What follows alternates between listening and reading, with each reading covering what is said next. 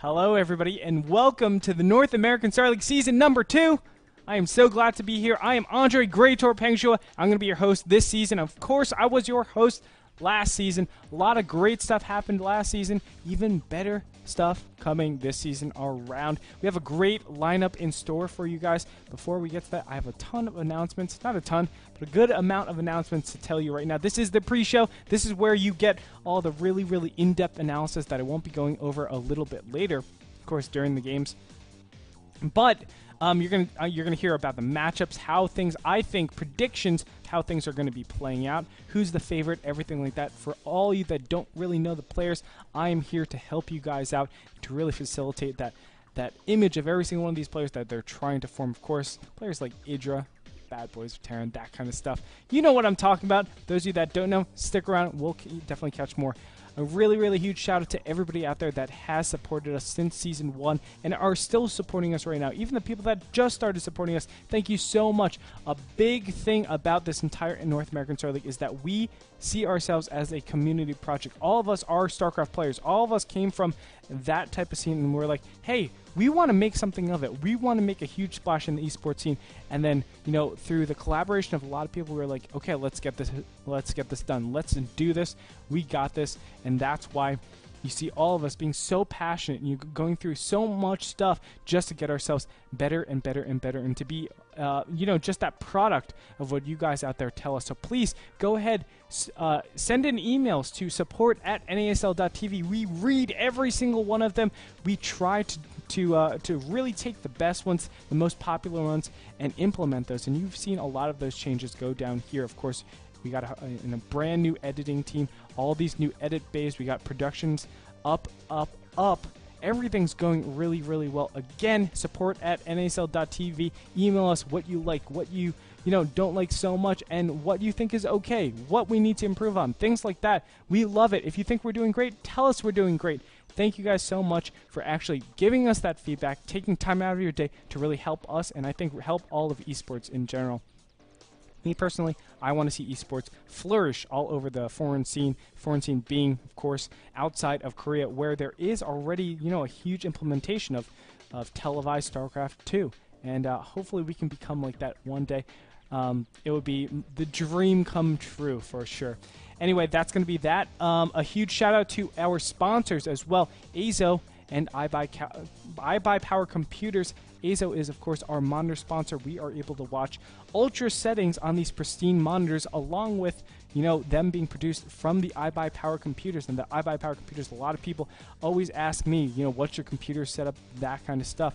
Well, I can tell you the iBuyPower Computers are the ones we use here at the office to, produce our stuff, to go ahead and capture, to go ahead and stream, and they're doing all of this off of 1080p quality, of course, and they're doing all of this with really good frames per second, so definitely check them out. There are two huge corporations, two companies that are really looking to invest into StarCraft, into esports, and that's a huge thing. Not just, I don't even care for NASL, I mean for esports, for the industry. This is awesome. This shows that companies really see us as an organization, not an organization, an industry that they can backbind. They can say, I support this, I validate this, and we should go ahead and support them as well. So definitely check them out, Azo and iBuyPower Computers. They are our sponsors, and they've been awesome, absolutely awesome with their support for esports. That being said, let's finish that up. We have a ton of great matches coming your way. I can't wait to tell you about them. Emmett, let's go ahead and look at all the matches for today. It's going to be Huck versus Mana, Rain versus Axlav, and Braddock versus HeyPro. A short day coming out today, but I don't mind that whatsoever. We have all 6 of these players really strong, and it's gonna be a little bit shorter, but that just means we get more attention to all 6 of these players. Before we get into that, let's go ahead and look at the maps right now. So our maps are going to be Dual Site to start us off. Then we're going to head over to Belshire Beach. Last but not least, we have the Shattered Temple. Now, a lot of different maps in this map pool. We have, of course, Dual Site and Belshire Beach. Let's go ahead and look at Dual Site and really square everything away.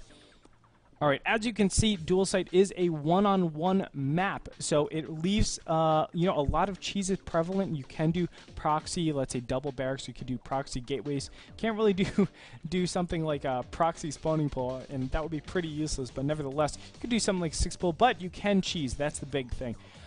Aside from that, what really stands out is the open naturals, and on top of that, really, really hard thirds. A lot of times in whatever matchup you see, you always see one of the races at least staying on 2 base. You might even see them staying on 1 base because it's hard to take your natural. But you see 2 base a lot, and you're going to see that for a very long time. A lot of times we go back to almost that beta-esque mode where you see just 2 base, 2 base, 2 base constantly. And whoever takes that 3rd base, the problem with it is it's either closer to your opponent or it leaves you very, very open to harass. There's multiple angles that you can go at. You can do simultaneous attacks or even combination attacks, and it becomes very hard to stop. That's why Dual Sight, we see a lot of 2-base play, and I'm really, really looking forward to how these players actually get their 3rd base, because it could be very, very hard to do so. As I said, time will tell, and I love to see all these players being innovative and being very, very cool and getting and just planning for that 3-base type of stuff. Moving onwards, we have our next new map, which is going to be Belshire Beach. Belshire Beach is the bigger macro maps. We see that, again, it is a one-on-one spawning in the top left-hand position and the bottom right-hand position. Both positions have a ton of expansions, and the best part about it is that they're going to be like natural progression expansion. We can see the top left actually goes ahead and expands rightwards. The bottom right goes ahead and expands leftwards, and you see four bases very, very quickly.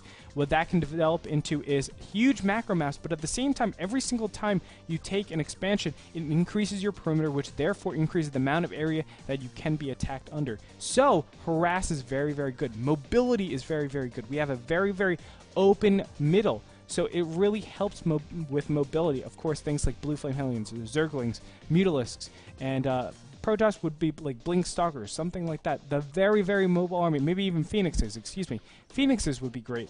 Things that are very mobile, get in, get out, harass, do their job, and still stay retentive. Go ahead and expand after that. Those are going to be the really, really cool type of implementations that will be used on this map. I can't wait to see what these players have in store for us. And of course, to round us out, we have the Shattered Temple as our last map. Now, the Shattered Temple, we've seen this map over and over, time and time again. It's still in the ladder pool, and it is a great, great map, really facilitating the standard macro type of games that we really see coming out of here. Shattered Temple really shows us that we can take thirds very, very quickly. We can go ahead and take the top left, the bottom right, or we can take the gold expansion if we want to be a little bit more aggressive. Now, the big thing that's changed from NASL Season 1 to Season 2 is that we only can spawn cross positions. That means 12 and 6, 3 and 9. That's it. Those are the only 2 positions that you can have. Of course, they could be flipped, whatever it might be. But what that's going to facilitate is extremely long macro games. Of course, it does allow for some cheese, but the dynamics of the map still stays the same. It's really, really cool. We were noticing last season that, close positions, it really facilitated certain races to be a lot stronger than other races. And we're like, I don't think we're okay with that. Let's go ahead and switch it up. I think this change, me as a former professional gamer, I really feel like it has the ability to really produce some of the best games in the entire league. I cannot wait to see these players really hit the battlefield when all the units start flying, the guns start wailing, and of course the claws start coming out. So going to be a really, really cool set. I think this is one of my favorite map sets, to be completely honest. I love the 2 maps, Dual Sight and Belshire Beach, and Shattered Temple is like my go-to map whenever I'm playing in tournaments. It's really, really cool. Can't wait for this to go down. Alright, so let's go ahead and move over into the individual matchups. We're going to start with our last one first. It's going to be Braddock versus HeyPro. Braddock from Team Imba FXO. This guy is such a baller. He's been playing so much since the end of Season 1. I've actually gotten a chance to watch his games. He's looking a lot better, just a lot cleaner. I have to say he's the perfect balance between like an electrician and an artist. He has the ability to be really artsy, really creative, but at the same time, we do see him being very meticulous, very, very, executionally based pinpoint accuracy, and that's something that we don't really see as much in the scene. And it's so great to see Braddock just have that refined play. He's going to be going up against HeyPro, who, for all intents and purposes, he was slacking off at the end of Season 1. But at the end of Season 1, at Season 1. At the end of Season 1, however, he did join a pro team house in Europe, and he's been playing really good. I've seen him in MLGs. I've seen him in other tournaments. He's been playing spot on. I'm really looking forward to his ZVT because I think a player like him, he beat Nada last season around. He's looking really, really good. I think he has a chance to take out Braddock, and I think it's going to be a really, really awesome map. Or, excuse me, an awesome match. Second match is going to be